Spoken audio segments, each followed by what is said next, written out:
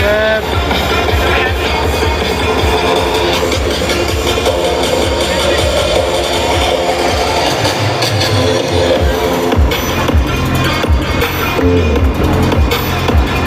Ano yun, may napanalunan nila yun? Motor? Wala talaga, sayang. Hindi grabe yung ginawa mo, kaya lang ginawa nila parang high school. Hindi nila inalaw yung gather. Hindi naman travel yun.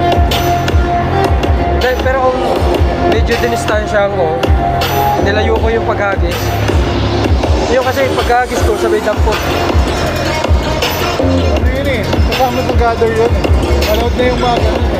Di ba pag Hindi ngayon, sobrang... Di ba pag naghawa ka ngayon, ihagis mo? Pwede mo yung agis eh. Pero yung ginawa nga nila yung pang high school.